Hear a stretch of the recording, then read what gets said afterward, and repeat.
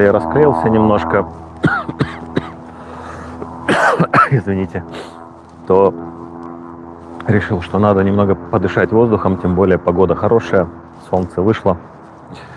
И заодно решил потестировать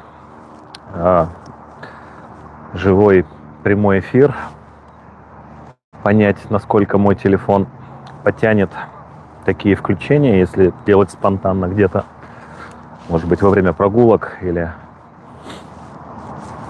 не знаю, если вдруг захочется какими-то мыслями поделиться с вами.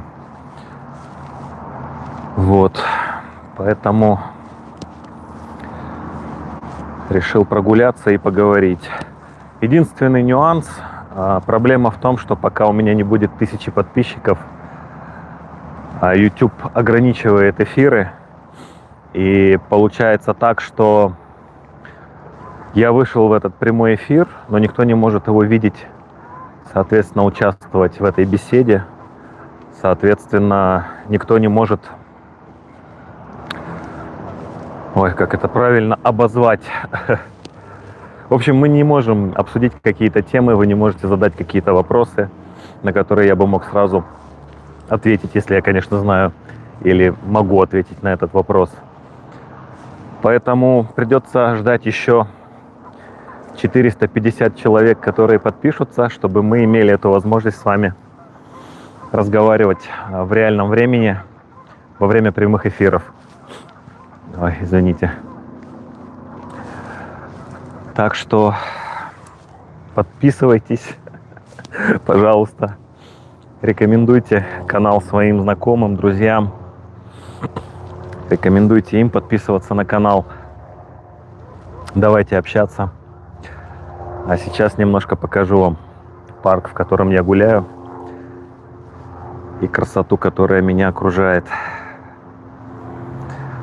Ну и поделитесь, пожалуйста, насколько вам такой формат интересен.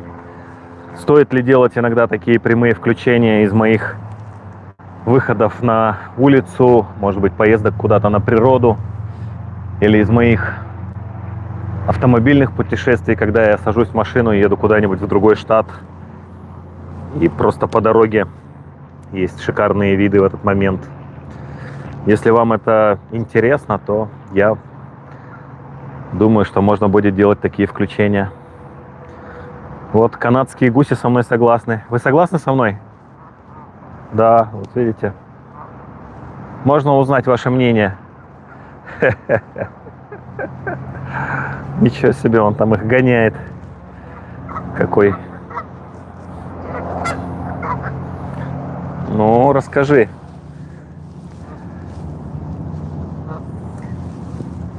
Хорошо все-таки, когда наступает весна,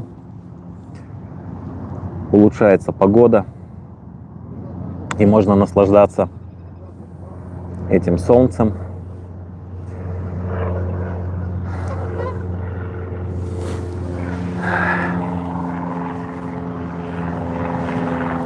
Здесь уже, правда, оживленная улица, но что мне нравится в Америке, это то, как они смогли гармонично вписать в живую природу свои города. То есть первый мой шок был, когда 10 лет назад мы впервые с другом приехали в Америку, пошли гулять по Манхэттену. Представляете, Манхэттен, да, вот эти все небоскребы бесконечные. И в какой-то момент ты просто понимаешь, что даже посреди этих небоскребов есть парки, в которых живут белки. Бывает, что прям совсем небольшой островок, но максимально стараются сохранить эту природу, чтобы ты полностью не жил в каких-то бетонных джунглях. Я понимаю, что в Европе, скорее всего, так же, особенно Германия. Насколько я знаю, я не был там, но вижу, люди выставляют, что там тоже очень много зелени, очень много лесов, очень много всего этого. Поэтому это один из моментов, который меня здесь очень радует и которым я наслаждаюсь. Потому что ты можешь жить даже в центре города, ну, достаточно небольшое расстояние проехать до ближайшего парка, и ты как будто оказываешься совершенно в другом мире. В этом парке спокойно могут жить олени, спокойно могут жить койоты, спокойно различного другого вида животные, птицы. В общем, это все классно.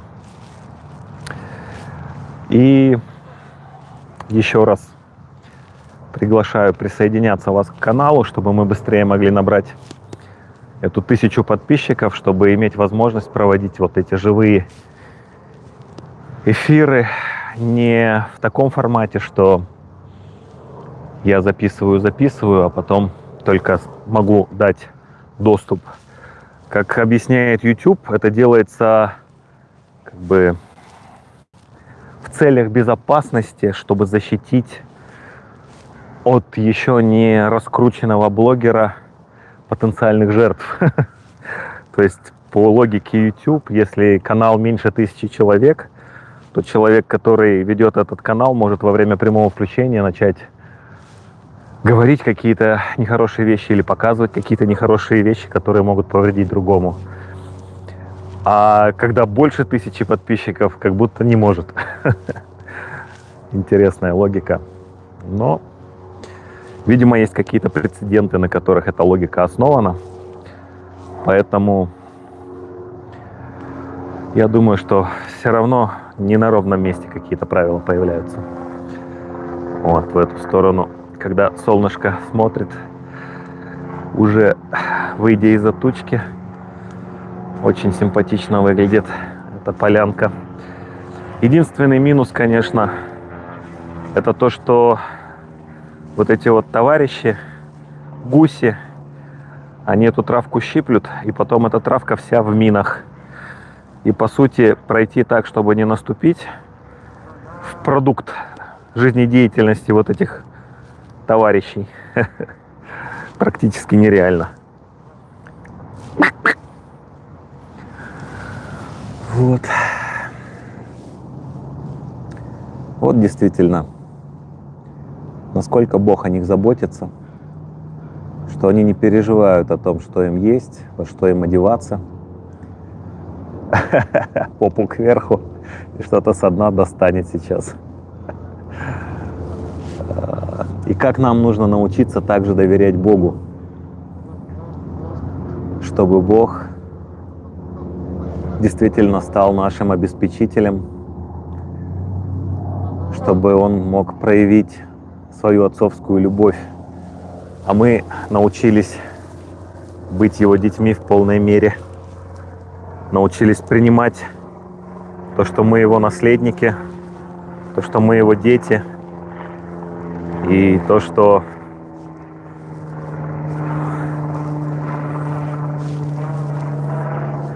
Он хочет нас благословлять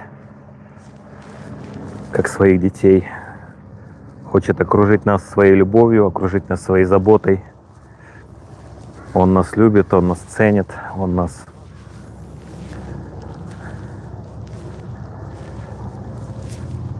даже не знаю, как правильно подобрать слово. Если честно, за 10 лет жизни, ну нет, вру, жизни здесь не 10 лет, жизни здесь, получается, с 18-го года, 7, почти 8 лет. Вот за эти 8 лет все равно некоторые обычные слова русские, да, из своего словарного запаса уже как-то начинают забываться, хотя здесь все равно общаешься больше с русскоязычными, потому что куда бы ты ни пошел, в основном везде есть славяне. И на работе, и дома, и в церкви. Ну, не об этом. О чем я хотел сказать, это то, что Бог нас любит, Бог нас ценит. Он действительно любящий отец, который хочет своим детям дать самое лучшее. А нам просто нужно научиться это принимать. И это здорово. Еще небольшой момент. Здесь, что мне нравится, в этом парке есть свой комьюнити-центр, где какие-то различные проводятся мероприятия, встречи. Есть большая парковка, на которой можно даже с трейлером встать. Еще одна парковка. Есть очень довольно-таки хорошие туалеты. И площадка для выгула собак. Вот это здесь мне вообще очень нравится, что в большинстве парков больших есть такие площадки, куда ты можешь приехать со своей собакой и дать ей возможность побегать с другими собаками, поиграть. И не переживать о том, что твоя собака куда-то убежит. Хотя вообще собаки здесь, в Америке, удивляют своей, скажем так, в кавычках, воспитанностью. Потому что на самом деле здесь практически нет таких моментов, когда собака начинает на кого-то кидаться или агрессивно себя вести против других собак. Это реально исключение. В большинстве случаев различные собаки различных размеров и пород очень здорово между собой общаются, играют, веселятся. Так что это все прекрасно. И вот такие вот здесь есть собачьи парки. Пишут, что пару дней будет закрыт. Вот. Опять же, рядом с собачьим парком есть вот такая вот тропинка. Можно по кольцу походить. Вот там вот вдалеке вы видите крышу. Это место для пикника, где можно тоже забронировать это место, провести какое-то свое мероприятие, например, день рождения отметить или какую-то вечеринку устроить. Все делается официально, просто заходишь на сайт этого парка или приезжаешь вот в этот комьюнити-центр, говоришь так и так, такого числа мы хотим здесь провести мероприятие. Я вот единственное не знаю насчет того, нужно ли какую-то вносить оплату в этом случае. Я думаю, в разных парках разные правила. В каких-то, возможно, да, нужно какую-то сумму заплатить, а в каких-то, возможно, это совершенно бесплатно. Ну и опять же, если ты приехал, никого нет и свободно, то ты просто спокойно размещаешься там. Во многих парках есть мангалы, чтобы пожарить мясо, и не надо с собой что-то целенаправленно вести. Получается вот такая полянка здесь. Там вот так вот продолжает этот собачий парк быть. Вот здесь, с этой стороны, вот такая полянка, где тут играют на этой полянке. Там фрисби запускают, там еще что-то. В общем, классно. И вот там вот, где вот эти деревья, внутрь можно зайти, там такой небольшой лесок с тропинкой. И можно в уединении как бы по лесу погулять. Вот туалет там. Не знаю, насколько это вам интересно. Я думаю, те, кто живут в Штатах там или в каких-то других подобных странах, для них это не является какой-то новостью. Вот. А здесь довольные собаки бегают. Недовольные хозяева. Ну, бывает так, что некоторые хозяева, скажем так, не очень адекватные.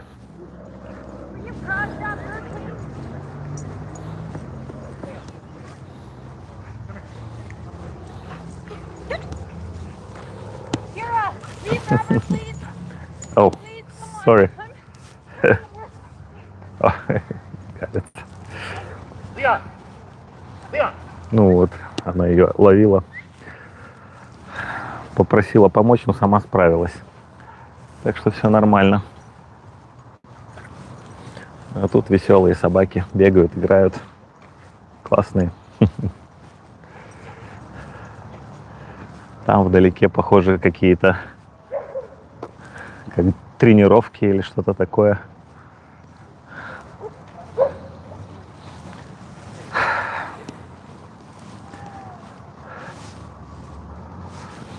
В общем, друзья, если вам интересен такой формат прогулки, когда я, например, где-то иду, что-то показываю, рассказываю, дайте знать, а я попробую найти, может быть, в настройках где-то можно сделать, чтобы с мобильного устройства не вертикально вести эфир, а все-таки горизонтально, чтобы потом можно было на большом экране посмотреть нормально то, что получилось. Вот. Все, спасибо, что были со мной, особенно тем, кто до конца. Особенно отдельное спасибо. Желаю вам хорошего дня, не болейте. Всех вам благ от нашего небесного папы. Подписывайтесь еще раз, прошу, если можете и если хотите. Комментируйте, оставляйте ваши оценки. И обнимаю вас. Всех благ. Пока-пока.